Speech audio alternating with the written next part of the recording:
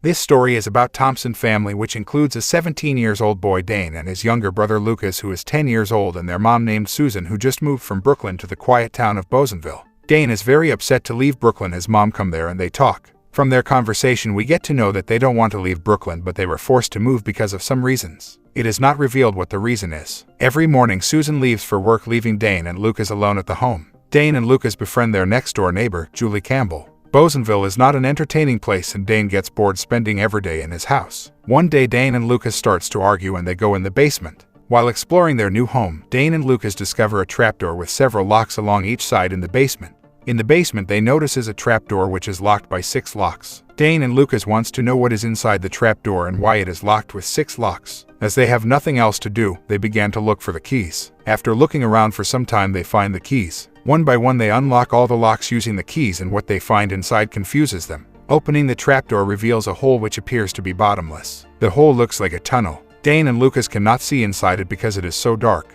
They flashlight in the hole to look what's inside it, but they could not find anything. There were scratching marks on the door, but they did not pay attention to it. They start to throw a screw into the hole to assess its depth, but they could not hear the sound of screw hitting the floor. They keep throwing different things in it, but they cannot hear the things hitting the ground. Julie also arrived there and she also joins them in their activity. They tie a teddy in a bucket with a rope and lower it in the never-ending hole. After a point they feel like as if someone is pulling on the rope. They try hard to pull the rope up and finally succeed, but the teddy in the bucket from the end is missing. It seems someone has cut the rope. They get very curious and theorize many different reasons to explain the peculiar occurrence of the hole. But the question still stands: who is cutting the rope? And where does this cold bottomless hole leads to? The kids decides to lower a camera into the hole. Similar to the bucket, they tie a camera to a rope and release it in the hole. After keeping it in the hole for a while they pull it up and run to check the footage, but they forget to close the door. In the footage they see something that looks like a face, but they are unable to see clearly. Then Susan come back home and Dave try to hide the footage. This leads to them missing the scary eyes staring into the camera. Unaware of the danger, the kids might find it cool, but at night the trapdoor opens by itself, maybe freeing whatever was trapped there. Over the next few days, each child experiences strange events. Susan has left for work and Dane has left with Julie to wander around.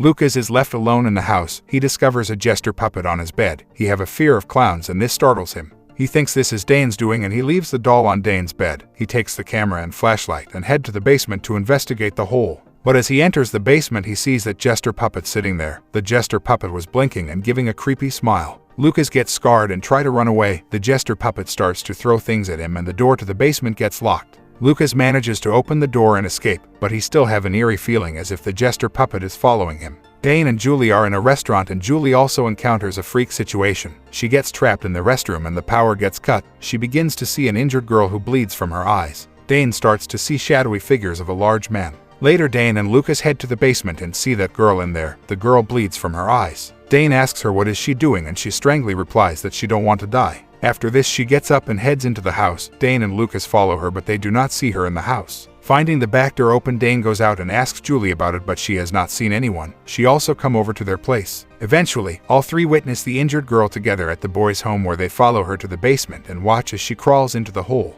The door to the hole closes by itself after the girl. This scene shocks the kids to their core. They want to lock the door again, but they find that all the locks are missing. They push a heavy trunk on top on the trap door to keep it closed. They were all safe for the moment, but Dane realized that they made a big mistake by opening the hole. A lingering fear and feeling of unrest still exists in his heart. Dane's fears prove to be true, and next morning they find the trap door open. Someone has pushed the trunk to the side. Dane closes the door and fixes it into place with screws. He spots a leather belt there that do not belong to him, but he recognizes the belt. The door was becoming a big trouble for them and they had to get rid of it. Julie suggests they seek help from the previous owner of the house, Creepy Carl, who now lives in an abandoned glove factory. Julie believes that Creepy Carl must have digged this hole, so she takes Dane and Lucas to meet him. They reach the factory. He lives in the factory surrounded by hundreds of lights and lamps as he is afraid of the dark. When the kids tell him that they have opened the hole, he berates them for releasing the evil inside, stating that it will come for them and kill Dane. The kids do not understand what he is saying, but they get very scared and run away from there. Later that night, the door to the hole opens again. Carl is seen scribbling in a sketchbook, almost blacking out entire pages. Carl screams, "I'm not done yet,"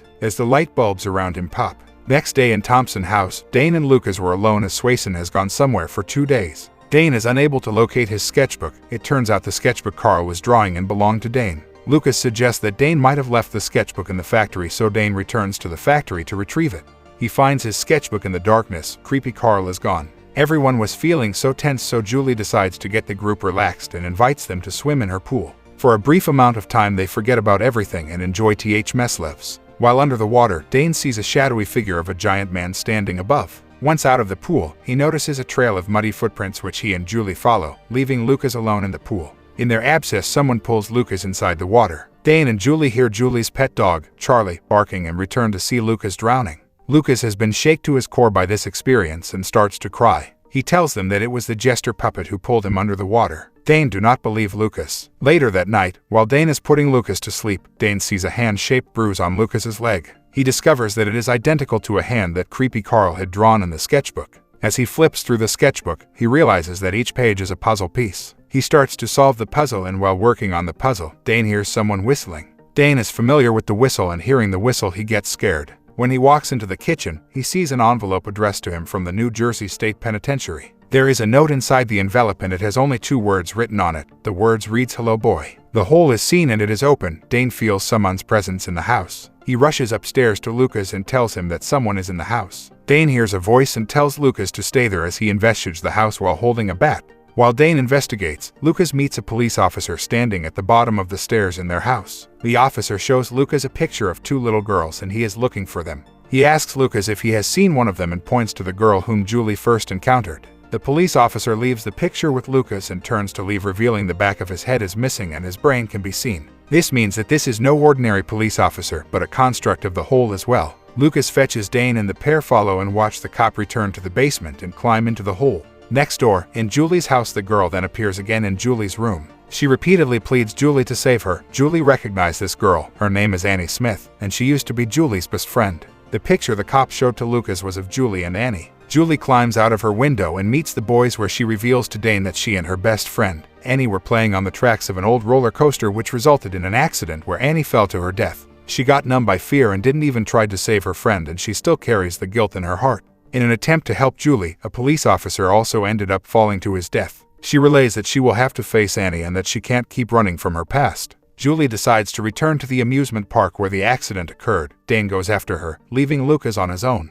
Julie arrives at now abandoned amusement park and finds her friend sitting on the same spot from which she fell. Julie goes and sits with her friend. After Julie helps Annie understand that she had tried to save her, Annie disappears and is pleased that Julie is free of her guilt and no longer scared. Meanwhile, Lucas hears Dane calling him to the basement. Confused, he follows the voice to discover the jester puppet mimicking Dane's voice. The puppet attacks Lucas and creepily chases him and tries to kill him, but Lucas gets a hold of himself. He outwits the jester puppet and cuts it into pieces. Dane and Julie return and Lucas announces that he is no longer afraid of clowns. After these 2 incidents, Dane have come up with a theory explaining these bizarre occurrences. Dane tells them his theory that once a person looks into the hole, it somehow knows the person and his fears. It then creates whatever that person is afraid of to torment them. Julie and Lucas had already overcome their fear and now only Dane was remaining. When they ask Dane what he is afraid of, Dane replies that he is not afraid of anything.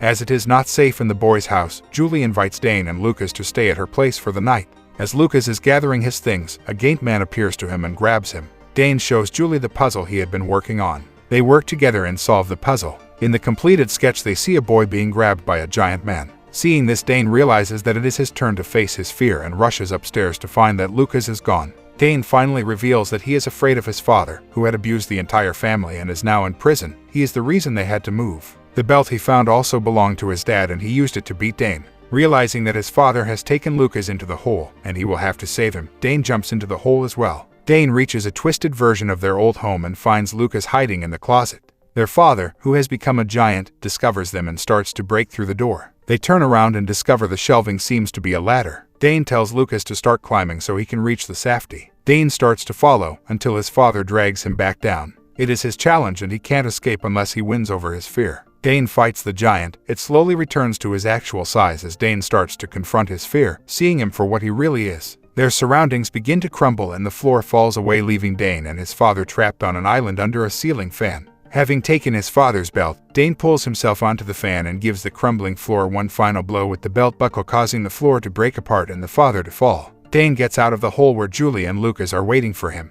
They close the hole just as their mother comes down to the basement. She sees the trapdoor and opens it, revealing a shallow crawl space below. As the group heads upstairs, Lucas asks his mom if she is afraid of anything. She replies that she was afraid of a monster under her bed when she was a little girl. Lucas says, "Oh," as the trapdoor blows open again, revealing the darkness has returned. In the post-credits, the jester puppet is shown winking his left eye.